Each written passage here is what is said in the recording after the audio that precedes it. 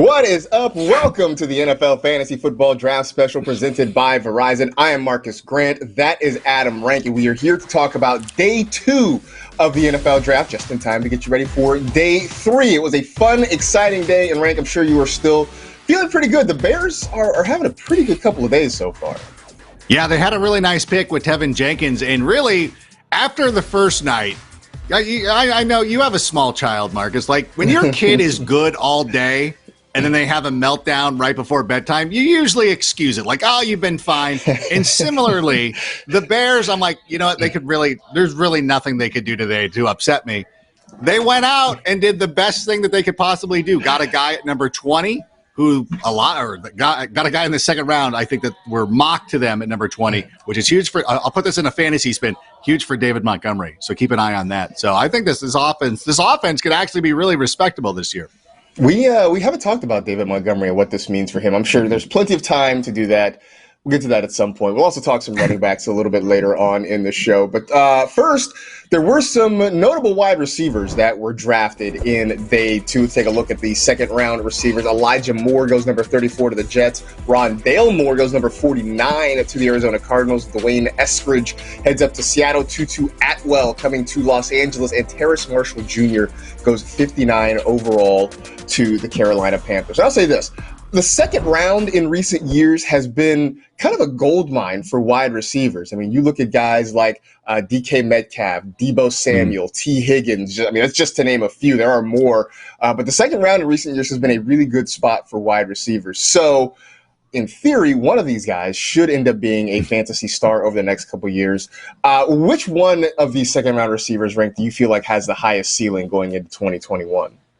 One of my favorite receivers coming into this draft was Elijah Moore. I believe that he's the best slot receiver in this whole draft process. And again, you know, what we've seen a lot of the times is that these high-end wide receivers go really early in the draft, and then we kind of just wait to that early second round. You know, last year, you know, one of the guys that you mentioned, T. Higgins, fell to the second round for no reason. By the way, the Packers passed on both of those guys. So I was scared the last 2 years that, number one, that they were going to take T. Higgins, number two, that they were going to get Elijah Moore, but he falls to the second round. And now he's going to play with a LaFleur at least. I guess he's got that going for him. But I really like what they did. It reminds me, you know, what the Bengals did last year with Joe Burrow is going out and getting your new quarterback some help. And not that the Jets had a bad receiver room. I thought that the Jets had some pretty nice players sneakily, but I think that Elijah Moore just puts it over the top, and I think Zach Wilson is going to be somebody who's going to benefit from him being out there on the field. I do like this Elijah Moore pick, and I think he walks into a situation in New York where there is going to be plenty of opportunity. I feel like, you know, really his only competition, I shouldn't say his only competition, is Corey Davis, because Jamison Crowder is still there right now. But I think there's a chance for him to come out and be a playmaker right away. And the Jets, to their credit, are doing what they didn't do the last time they drafted a quarterback high. They're helping him out. They're putting weapons around him. They're getting him an offensive lineman. Another name, though, that I really like that came off the board in the second round was Terrace Marshall Jr. going to the Carolina Panthers at 59. And, you know, I had Marshall pegged as maybe the guy who would get drafted in the second round who could certainly break out. And I think he's in a good spot to do that. My question is, and it's not really a big one, is who ends up playing the slot more? Is it going to be Marshall? Is it going to be DJ Moore? But either way, I think that's a really good wide receiver group with Robbie Anderson, Moore, and Marshall. So I like the fit. I think it's going to be a really nice spot. If you're Sam Darnold, you no longer have excuses. You can't say that you don't have weapons around you because the Panthers have gone out and really helped build this wide receiver group for you. So I'm curious to see what happens, but I think Terrace Marshall could really end up being a fantasy star in year one. No, I really like this pick as well. And I know last year when you were talking about who's going to play where, the Panthers were really, you know, moving DJ Moore around a little bit too much, not taking the best, not putting him always in the best position to really take advantage of his skills. So hopefully this year with Joe Brady and, of course, Terrace Marshall, familiar with him back with his time as the offensive coordinator of the Tigers, I think that they brought him in with a specific plan in mind. And sorry about your luck, Robbie Anderson. I think that you're going to be, you know, pushed aside to about the third receiver, which, you know, no disrespect to you. I think that Marshall is somebody who could come in again make a huge impact for this team. I really liked him. I thought when I was doing mock drafts, I was thinking that perhaps if the Bengals went with an offensive lineman in the first round, they could have gotten Terrence Marshall in the second. But I think Carolina is a really nice spot for him. Absolutely. So I'm curious to see how this works out, but I think it's going to be a pretty productive thing for all the receivers involved there. You saw Rondale Moore come off the board to the Arizona Cardinals, and shout out to Arizona for not necessarily believing in the sunk cost fallacy, because in 2019 they went and they drafted 3 wide receivers with Andy Isabella, Keyshawn Johnson, and Hakeem Butler, and none of those 3 have really panned out so far. So they figured, all right, let's go out and get ourselves another wideout. Rondale Moore was a monster during his best seasons at Purdue. Now he shows up there where DeAndre Hopkins is, where Christian Kirk is. At least for the moment, Larry Fitzgerald is still there. Who would you rather have on your fantasy team next year, though, Rank? Rondale Moore or Christian Kirk? Are we disrespecting A.J. Green here? Oh, sorry. I forgot A.J. Green is there as well. Right? You are right. Oh, they've really surrounded him, but it really does show me. I'm going to go with Rondale Moore. That's going to be the player that I'm talking about.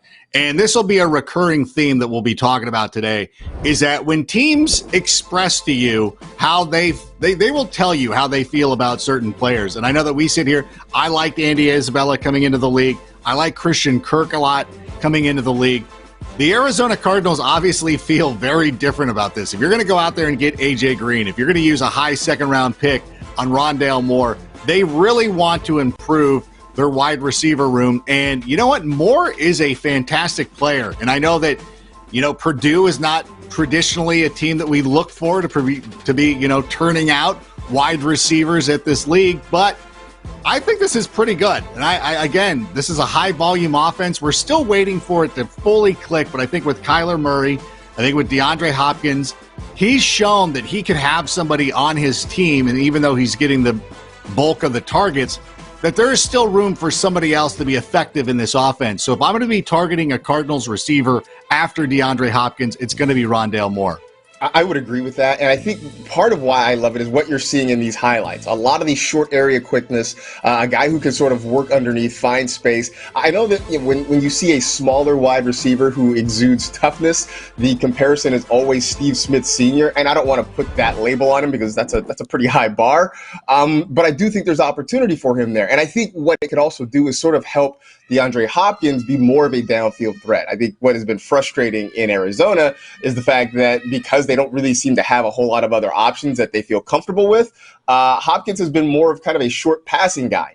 I love him. I don't want that for him, but hopefully Rondale Moore can kind of take this part of the game off his plate. And I do think at some point, I would not be surprised with A.J. Green at the end of his career, with Christian Kirk just not blossoming into the guy that Arizona hoped he could be. I hope that maybe Rondale Moore can end up being the wide receiver 2 there in Arizona before the year is out. That would be fun. I like that a whole lot. So, but plenty of wide receivers off the board in round 2, and looking forward to seeing where they land and how they produce in 2021.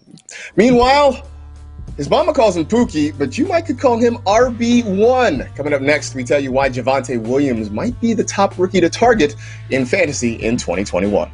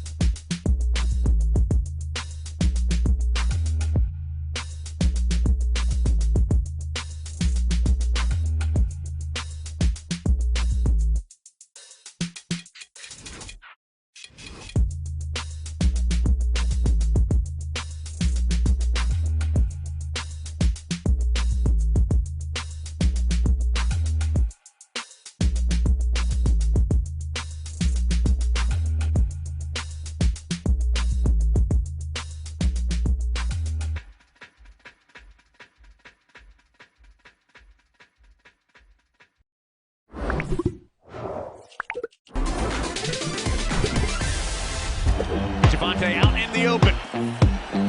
Javonte Williams leaps in for 6. Hand off to Javonte Williams. A lot of space up the middle. Javonte, 15. Get out of his way. He needs another touchdown. Javonte Williams powers in. Javonte Williams right up the gut for 6. Time now for Snap Grades presented by Verizon. The Broncos traded up on Friday night to take Javonte Williams from the University of North Carolina. So, Rank, we're going to grade the pick. How are you feeling about Javonte Williams in that Denver backfield in 2021? I'm going to give this an A. I think this was an excellent move, and I know a lot of us were hoping that he was going to fall to the Atlanta Falcons, and I think that we always do that as fantasy enthusiasts. We always look around like, what's the best possible situation? But I think he landed in a pretty good spot in Denver. Now, I know a lot of people will be like, well, what about Melvin Gordon? Well, what about him? If the Broncos are trading up to get a running back, they're telling you how they feel about Melvin Gordon. You should listen. Like, we can sit here, and I know that people will be like, well, like they got Melvin Gordon. Like, who cares? Like, this is going to be a guy who by week 8 will end up being the starting running back for the Denver Broncos. He is likely going to be this year's Jonathan Taylor. He is a guy who can play all 3 downs. And outside of Najee Harris, nobody is really walking into a better situation. We've seen Melvin Gordon be usurped before, be it Austin Eckler, be it Phil Lindsay, who now is in Houston. I think Javonte Williams will end up being, outside of Najee Harris, the rookie running back you're definitely going to want this season. I hope so. I will say that I'm giving this a B+, but I admit that I'm a little bit in my feelings here, right? Because I was one of those people who wanted him to go to either Atlanta or Miami, where it just seemed a lot more of a ready-made situation for him. I don't think that they're going to just, move Melvin Gordon aside quite so quickly. Now, I think beyond this year, I think it's great because I don't expect Melvin Gordon to be in Denver next season. And so then that opens the door for Javonte Williams to go out and really be a true workhorse in this offense. I think this year it's still going to be a bit of a timeshare, kind of what we saw last year with Philip Lindsay when both guys were healthy and on the field. But his skill set's amazing. I think he is the best overall back in this draft. And, again, this might be one where you get a keeper discount on him, right? Maybe this year he comes off the board in, say, the 5th round, and then next year we're talking about him as a 2nd-round pick. So if you're in a keeper league, enjoy the discount. It could work out pretty well. I'm being salty, though, right? I don't know if you can hear my son. He was running upstairs, charging the door here, because you're disrespecting his favorite player, Myles Gaskin, a little bit, too. I know that that was a quick aside that a lot of people might not have picked up on as you were talking about Javonte Williams. You're just so mean to Myles Gaskin, who went out there and won a lot of fantasy championships for people, and everybody wants to put it feels mean that we're being so disrespectful to Mike Davis as well. I was like Mike Davis as well, right? Mike Davis played well last year.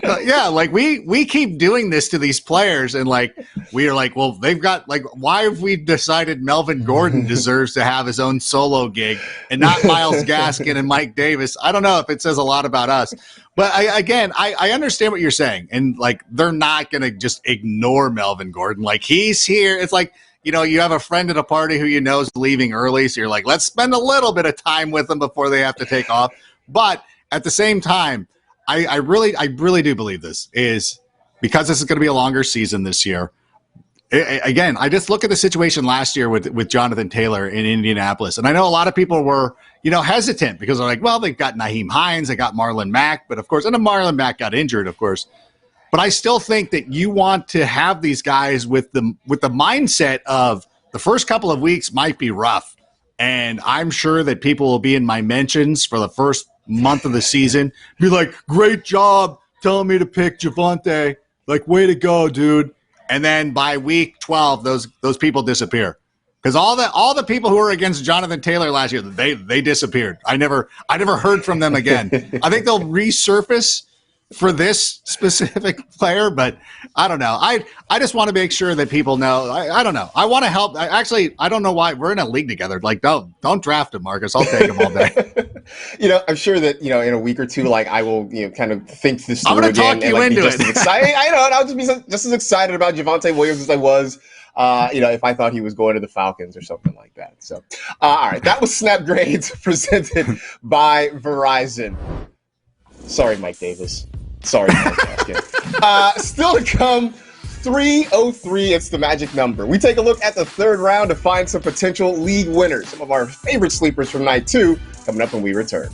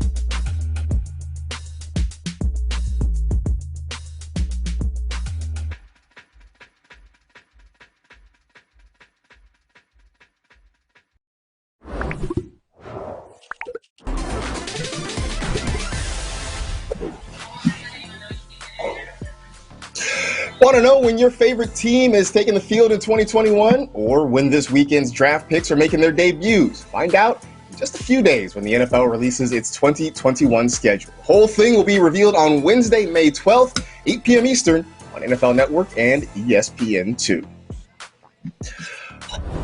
Welcome back to the NFL Fantasy Draft Special presented by Verizon. So the third round also happened on Friday night. Did it? Yeah, believe it or not. I checked. The third round I checked out. Compensatory picks. Then you have compensatory picks. I'm guessing you definitely weren't there for the comp picks either near the end of the third round. Well, once the Bears traded out of the third round, I'm like, okay, guys, we'll see you later. We got Tevin Jenkins. Time to go crack one open and enjoy the rest of my evening. But there are some third round picks that I think could make a splash in fantasy in 2021 and beyond. Is there anyone particularly on your radar from that third round? Well, let's talk about the Green Bay Packers, who finally did select a wide receiver for their quarterback. But they went with Amari Rodgers. I guess at least we can guarantee there's going to be one A-Rod in Green Bay this season. It might not be the one that you expected it to be a couple of weeks ago, but you certainly have an Aaron Rodgers who is going to be on your team right now. And this is a pretty good pick. Again, like this goes back to one of the things that I always like to talk about. We love small school guys, and we've seen Cooper Kupp flourish and stuff like that. But there's something to be said that sometimes when you see a player dominate on the highest level, playing for one of the best college programs, maybe you should take a look at him. And I think that this was a pretty savvy pick. This is somebody that I had been looking at as somebody for fantasy purposes who could end up in a really good situation. And I think that he really does. And if Aaron Rodgers does return to the Green Bay Packers. I think that helps out a lot. I think, honestly, as great as Alan Lazard has been and some of those guys have mixed in, Rodgers really could come in there and make an impact. I think that much of him. I think that he was undervalued for whatever reason coming into this draft, and it's smart that it went to the Packers, but hopefully Jordan Love will be able to take advantage of his skills. I see what you did there. Actually, I don't want that, but I mean, fantasy-wise, don't win the game, but let him get a lot of yards. You know what? I think there's a chance that he could be the number 2 receiver by the end of the year. I mean, look, between Alan Lazard and Marquez Valdez-Scantling, I mean, neither one of those guys has really taken the reins and solidified that job. The name, though, I'm looking at from the 3rd round is Trey Sermon, the running back from Ohio State, who ended up going to the San Francisco 49ers. And I think at first blush, you look around and you say, man, there's a whole lot of running backs in that 49er running back room. I mean, there's still Raheem Mostert and Jeff Wilson and any number of guys that we have, JaMychal Hasty still around there. But the thing about it is, none of those guys is under contract beyond 2022. Right? Trey Sermon is the only guy who looks like he will be there beyond 2022. On top of it, we've just learned with Kyle Shanahan, you can't discount any of his running backs. I like Sermon's skill set. We've seen, you talk about performing at a high level, being able to perform at a place like Ohio State against that level of competition, I think speaks volumes. So I think he could really be a great addition. And I think when you look at how many running backs there are in San Francisco, the draft price for Trey Sermon's going to be pretty good. So you're talking about not spending a lot of draft capital and getting a guy that potentially could be very productive. I really like this pick for the 49ers, and I really like this pick for fantasy. I think it'll be pretty good.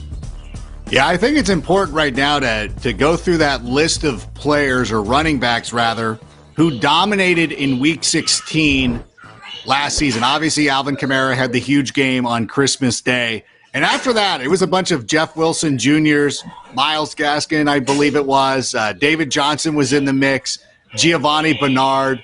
There was some other guy. I know I'm missing a couple. A.J. Dillon. And that is one of the things that's going to happen this season is that you're going to find players like this who you're going to end up starting in Week 17 this year. Week 17, championship week. And players like Trey Sermon will get an opportunity at some point. We've seen it far too often with the 49ers especially, is that these guys come in. I don't know if it's injuries or what happens, but it never is the same. And Kyle Shanahan just goes through running backs like the way we go through wipes here in the house. Like you gotta have so many on hand. They're everywhere. Like I'll open a drawer to go pull out a t-shirt and there's a package of wipes for whatever reason. I don't know. And the 49ers love to do this. And I would implore everybody, when you're setting up your rosters this year, because this is the biggest season in NFL history, 17 games, I think you should add roster spots. And I think at the end of your draft, it would behoove you to draft players like Trey Sermon, be very patient with them, and understand that they're probably not going to play right away, but give them a chance. There he is at the pro day playing with the Bears quarterback. Oh, I just love saying that. Oh, this is so cool. But I really like this too. And again, I'm a big school snob, so I really like Trey Sermon as well, Marcus. Yeah, I do. I think this is going to work out really great. So anyway, we've got a few more rounds, and inevitably there will be some guys probably picked on day 3 that might end up making a fantasy splash. Maybe they're waiver wire guys. Who knows? Can I call one? Sure. Can I call one? St. Brown from USC when he gets Amon picked. Ra. I'm surprised he's still there. I do think he could be a playmaker for somebody. Also curious to see where Michael Carter ends up going, the running back. Yeah, that too. From North Carolina. I think he can be a playmaker for somebody too. We're going to have all of that and a little bit more for you on Monday's show as we recap the entirety of the 2021 NFL Draft. So be sure to watch us on Monday. Catch us at 5 p.m. Eastern on NFL.com, the NFL Fantasy app, and YouTube.com/NFL Fantasy Football. In the meantime, thank you so much for watching the NFL Fantasy Football Draft Special presented by Verizon. Enjoy day 3 of the draft, and we'll talk to you on Monday.